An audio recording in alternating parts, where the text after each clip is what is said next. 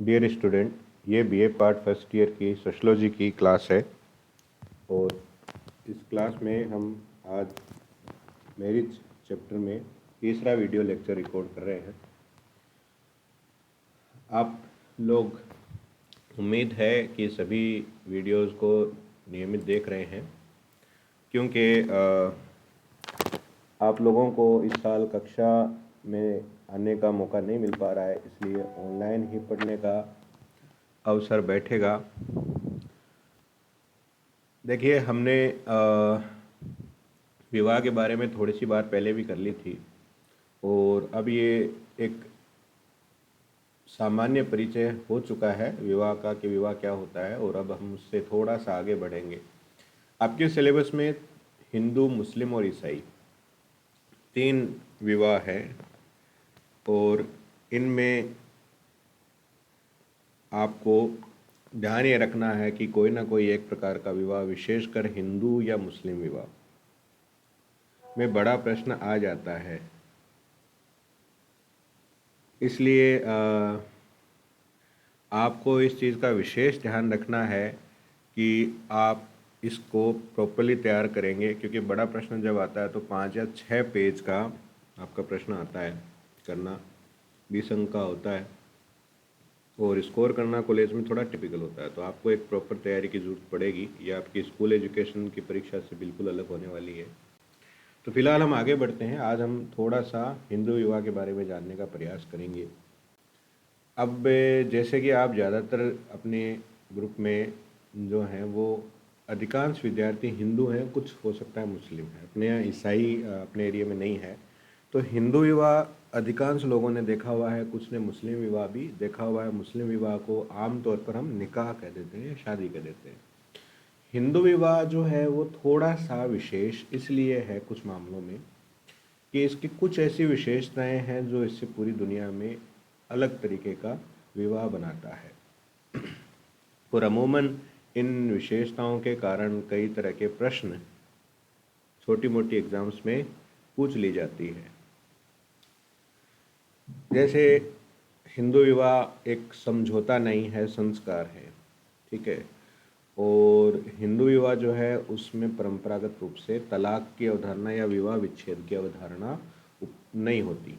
मतलब कि अब तो चलो कोर्ट्स में डाइवोर्स हो सकते हैं, लेकिन हिंदू विवाह में मूल रूप से डाइवोर्स का कोई शास्त्रीय विधान नहीं है। मतलब कोई ऐसा आपको धर्म ग्रंथों में या कोई ऐसी चीज़ नहीं मिलेगी कि, या आपको कोई ऐसा पौराणिक उल्लेख भी नहीं मिलेगा जिसमें आपको डाइवोर्स का केस, चाहे वो महाभारत काल या रामायण काल का हो। तो आपको ये देखना है कि हिंदू विवाह मूल रूप से क्या है और इसकी क्या विशेषता है। एक बात मैं आपको साफ साफ कह दूं कि एक बड़ी गलती बच्चे कर जाते हैं। वो सोचते हैं यार विवाह, परिवार, ये तो सब अपन जानते ही हैं, और बात ठीक भी है, सभी आप जानते हैं। हर वो आदमी जो समाज में रहता है इन सभी बातों को जानता है। उसके लिए उसको सोशलॉजी की किताबें पढ़ना ज़रूरी नहीं। लेकिन दिक्कत ये है कि वो जो आम जानकारी है, वो आम जानकारी हमारे समाजशास्त्र के पेपर में काम नहीं आती।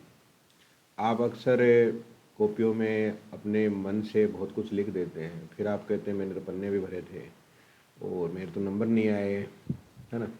तो फिर आपके जो वरिष्ठ साथी हैं सेकेंड ईयर फाइनल वाले, वो या आपके और बड़े भाई बहन कहते हैं अरे कॉलेज में तो कॉपी ऐसे ही चेक होती है ना, उस सबके इतने ही नंबर आते हैं। एक्चुअल क्या है कि आपने किताब नहीं पढ़ी, या तो आपने 1 वीक सीरीज़ पढ़ ली, या आपने कोई चीज़ नहीं पढ़ी, आपने बस अपने मन से उत्तर लिख दिए समाजशास्त्र में, और आपने सोचा मैंने तो ठीक ही लिखा है क्योंकि मैंने तो विवाह को होते देखा है, कईयों की शादियों में गया हूँ।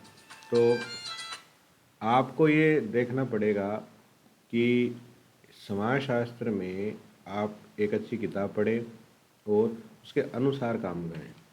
अभी देखिए, हम अपने चैप्टर को शुरू करते हैं। और अब चूँकि किताब की बात चल गई है, कल कुछ बच्चों ने पूछा भी था कि कौन सी किताब अच्छी है। तो जैसे ये मैं आपको अभी स्क्रीनशॉट लेके जो मैं पढ़ा रहा हूँ, ये है साहित्य पब्लिकेशन की किताब, ठीक है। और ये गुप्ता शर्मा करके आती है। एक पंचशील प्रकाशन की भी आती है, वीरेंद्र प्रकाश शर्मा की। और इसके अलावा भी आपको राम आहूजा की किताब मिल सकती है। किताबें बहुत सारी एक्चुअली, लेकिन अपन इतनी किताबें एक साथ पढ़ नहीं सकते, खरीद भी नहीं सकते। तो आपको क्या करना है वो चीज़ आप ध्यान दीजिए। आप एक किताब ले लीजिए, 2 पेपर है, 2 किताबें आपकी हो जाएगी। मेरी राय में आप साहित्य प्रकाशन वाली ले लीजिए, क्योंकि ये अपेक्षाकृत थोड़ी पतली किताब है और थोड़ी सरल भी है। 1 वीक सीरीज़ आप ना खरीदें तो ज़्यादा अच्छा है। 1 वीक सीरीज़ अगर आप खरीदते हैं तो केवल इसीलिए खरीदें कि थोड़े बहुत छोटे प्रश्न उसमें आप देख पाएँ। इससे ज़्यादा आप ना खरीदें तो ज़्यादा ठीक है। तो हम अब अपने चैप्टर की ओर आए।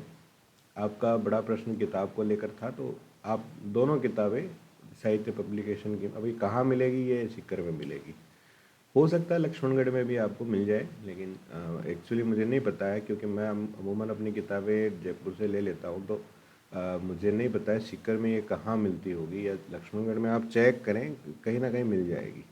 अपनी लाइब्रेरी में अभी इतना स्टॉक नहीं है कि सारे बच्चों को अलॉट हो पाए, क्योंकि कॉलेज पिछली साल ही खुली है। कुछ बच्चे पूछ रहे थे, फ़ोन आया था कि लाइब्रेरी से बुक्स मिल जाएगी। नहीं, वो लाइब्रेरी में अभी किताबें बहुत कम है। आप लेंगे भी तो आपको सबको मिल नहीं सकती। केवल आप किताब एक बार 2 बार थोड़ी देर के लिए लेके अपना कोई नोट्स वोट्स ले, फ़ोटो खींचे, वो कर सकते हैं। हालांकि आप चाहें तो एक HRD की किताब भी है मोतीलाल की, वो किताब भी काफ़ी अच्छी है, लेकिन वो थोड़ी मोटी किताब है, थोड़ी एक्सपेंसिव हो जाएगी आपके लिए। ये थोड़ी सस्ती किताब है, तो आपके लिए ये ठीक रहेगी। शायद 200 रुपये की आती होगी एक किताब, तो 2 किताबें 400 रुपये में आ जाएगी। खैर, ये आप किताबें खुद देख लीजिएगा, जो आपको ठीक लगे उस हिसाब से आप परचेज कर सकते हैं। इंग्लिश मीडियम में अगर आप हैं तो आपको फिर जयपुर से किताबें ले लीजिए, राउत पब्लिकेशन में आप जाएँ, वहाँ आपको मिल जाएगी। हिंदू विवाह की जो अवधारणा है, अर्थ एवं परिभाषा है, उसे हम अगर देखते हैं तो इसमें आपको ये देखना है कि हिंदू विवाह जो है वो धार्मिक समझौता है, कोई दीवानी धार्मिक संस्कार है, कोई दीवानी समझौता नहीं है। देखिए, मूल रूप से आप इसे इस तरह समझिए। हिंदुओं में 16 तरह के संस्कार होते हैं, और ये 16 संस्कार लगभग गर्भ धारण से लेके और अंतिम संस्कार जो मृत्यु के उपरांत होता है, ऐसे करके 16 संस्कार होते हैं। कई पुस्तकों में ऐसे लिखा है कि हिंदू स्त्रियों के जीवन में केवल 2 ही संस्कार होते हैं, विवाह और अंतिम संस्कार। इसलिए हिंदू महिलाओं का विवाह करना और भी ज़्यादा जरूरी माना जाता है। अब ये संस्कार क्या है, तो मैंने कुछ किताबों में शब्द का अर्थ निकालने की कोशिश की है। तो इसका अर्थ निकलता है शुद्धिकरण की प्रक्रिया। तो जीवन में अलग अलग आयु संवर्ग में व्यक्ति जैसे जैसे आगे बढ़ता है, वैसे वैसे उसके जीवन में ये संस्कार एक के बाद एक आते हैं। अगर आप देखें तो विवाह अमूमन गृहस्थ आश्रम में प्रवेश करने से ठीक पहले आता है। मतलब जब विद्यार्थी विद्या अध्ययन करके वापस आता है तो उसका विवाह किया जाता है। तो वो गृहस्थ आश्रम और आपके ब्रह्मचर्य जिसको बोलते हैं, उससे बीच में आता है। इसके बीच का जॉइंट है। तो एक अवस्था से व्यक्ति दूसरी अवस्था में जा रहा है, तो वो अवस्था को जोड़ने के लिए हमारे यहाँ एक व्यवस्था ये क्रिएट की गई है संस्कार के रूप में, है ना। अंतिम संस्कार भी क्या है, व्यक्ति इस लोक से उस लोक जा रहा है, तो उसको बीच में ज्वाइंट के लिए उसने एक तरीका अपनाया है कि अंतिम संस्कार। ठीक है। तो हिंदुओं में विवाह एक संस्कार है। ठीक है। अब चूंकि ये संस्कार है तो इसको करना आवश्यक है, इसलिए हिंदुओं में विवाह आवश्यक भी माना जाता है। ठीक है। मुस्लिम में और ईसाई में ऐसी कोई बंदिश नहीं है कि आप शादी करें। हिंदुओं में ये मानेंगे कि शादी होनी चाहिए। महिलाओं के लिए और भी ज़्यादा हो गया, क्योंकि उनके जीवन में तो केवल 2 ही संस्कार हो गए। अब एक चीज़ आपको ये और देखनी है कि हिंदू जो होते हैं उनमें 5 तरह के रण, 4 पुरुषार्थ, है ना, और मोक्ष के लिए पुत्र प्राप्ति, ऐसी कई धारणाएं हैं, ऐसी कई सामाजिक मान्यताएं हैं जिनकी पूर्ति तभी संभव है जब व्यक्ति गृहस्थ जीवन में प्रवेश करे। तो उस लिए भी हिंदू विवाह आवश्यक हो जाता है। एक खास बात यह है कि चूंकि ये संस्कार है इसलिए इसे हम किसी समझौते की तरह तोड़ नहीं सकते। देखिए, मुस्लिम विवाह और ईसाई विवाह एक तरह का समझौता है स्त्री और पुरुष के बीच में। तो अब चूंकि आप जब एग्रीमेंट करते हैं तो एग्रीमेंट तोड़ भी सकते हैं, ठीक है, लेकिन संस्कार जो है वो तोड़ा नहीं जा सकता। तो जो परंपरागत व्यवस्था थी उसमें हिंदू शास्त्रों में या पौराणिक इतिहास में कहीं भी आपको डाइवोर्स या तलाक की अवधारणा नहीं मिलेगी। हालांकि अभी आपको दीवानी रूप से, मतलब कानूनी रूप से तलाक की अवधारणा मिलेगी जो सिविल कोड के माध्यम से आपकी की जाती है जिसको आप फैमिली कोर्ट्स भी कहते हैं। तो ये बेसिकली आपको ये 3 चीज़ें ध्यान रखनी है। हिंदू विवाह एक संस्कार है, इसे तोड़ा नहीं जा सकता। हिंदू विवाह किसी भी हिंदू के लिए आवश्यक है, अनिवार्य है, और उसके बहुत सारे जो दायित्व होते हैं, रिस्पॉन्सिबिलिटीज़ होती है, उनको पूरा करने के लिए हिंदू विवाह करना जरूरी है।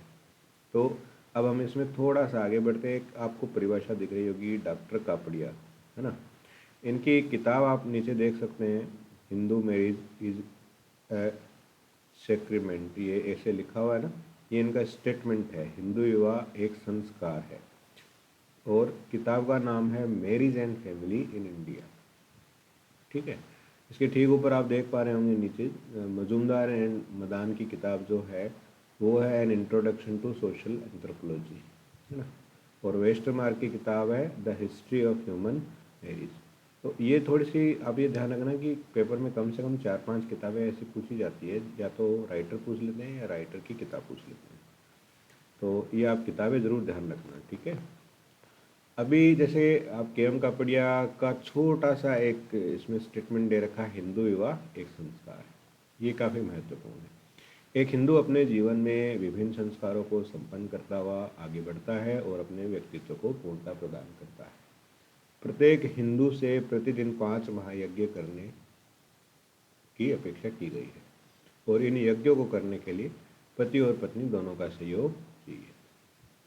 देखिए, आपने जैसे रामायण वगैरह में आप देखते हैं कि सीता जब वन में चली गई तो राम को सोने की सीता यज्ञ में जब सूर्य यज्ञ किया गया तो बिठानी पड़ी, है ना। तो अमूमन ये आप देखते हैं कि जब यज्ञ होता है तो पति पत्नी 2 लोग होते हैं, अकेला आदमी नहीं बैठ पाता, ठीक है। तो यज्ञ जो है, जो आप हवन देखते हैं वो एक यज्ञ है 5 में से, और भी कई तरह के यज्ञ होते हैं, ठीक है। यज्ञ का मतलब है अगर कुछ लिया है तो लौटाना, ठीक है। तो जो वो लौटाने की प्रक्रिया है, चाहे वो प्रकृति को हो, देवताओं को हो, अतिथियों को हो, ठीक है, चाहे आपके छोटे छोटे जीव जंतुओं को हो, इन सब के लिए गृहस्थी का होना आवश्यक है, ठीक है। तो गृहस्थी तब होगी जब आपका विवाह हो चुका होगा, और विवाह होने के बाद आपकी गृहस्थी की शुरुआत होगी, परिवार की स्थापना होगी, गृहस्थ जीवन में आप घुसेंगे, उसके बाद में आप अपने इन धार्मिक दायित्वों को पूरा कर पाएंगे। तो ये छोटा सा परिचय हिंदू विवाह का है, इसके आगे और भी आएगा नेक्स्ट लेक्चर में। एक फाइनल बात ये थी कि मैंने इस व्हाट्सएप ग्रुप का लिंक किसी को शेयर करने के लिए नहीं दिया था। मैंने कहा था कि जिसको भी ग्रुप में जुड़ना है वो मुझे व्हाट्सएप मैसेज कर अपना नाम लिख के और ये कहे कि भाई मेरे सोशलॉजी है। आप इसे खुद शेयर नहीं कर सकते। मैंने कल कुछ बच्चों को निकाला है, कुछ बच्चों ने बाद में मैसेज करके बताया कि उनके सोशलॉजी है, ठीक है। जिनके सोशलॉजी है वो मुझे मैसेज करें, मैं उनका नाम सेव करता हूँ और रजिस्टर मेंटेन करता हूँ, ठीक है। ऐसे नहीं कि आप बस से अपने को भेजा लिंक तो आपने उसे और किसी को भेज दिया, हो सकता है उसके भी सोशलॉजी हो लेकिन वो मुझे व्यक्तिगत रूप से मैसेज करें तो ज़्यादा ठीक है। दूसरा ये कि आप मुझे दिन में 11 से 3 के बीच में ही फ़ोन करें या मैसेज करें, उसके अलावा नहीं, क्योंकि मेरी खुद की स्टडी का टाइम भी होता है और दूसरे काम भी होते हैं। जैसे अभी आप सुन पा रहे थे कि फ़ोन बज रहा था, बार बार मैसेज आ रहे थे, तो ये एक्चुअली आपका टाइम जो है कॉलेज का वो 11 से मेरा 4 का रहता है। तो आप 11 बजे से थोड़ा बाद में से लेकर के 3 बजे तक मुझे बात कर ले। शाम को फिर 1 घंटा में ऑफिस के काम करने होते हैं, चाहे आपका स्कॉलरशिप का कोई इशू हो या कोई भी इशू हो, तो आप मुझे उसी दरमियान फ़ोन करें तो ज़्यादा ठीक है ना। ऑफिस टाइम में फ़ोन करना चाहिए, ना कि घर के समय में। घर के समय फ़ोन करो तो घर की बात करने के लिए करो, ऑफिस के समय करो तो ऑफिस की बात करने के लिए करो। ये आप नियम हमेशा बना के रखो जीवन में। ठीक है, आज के लिए इतना ही, बाकी शेष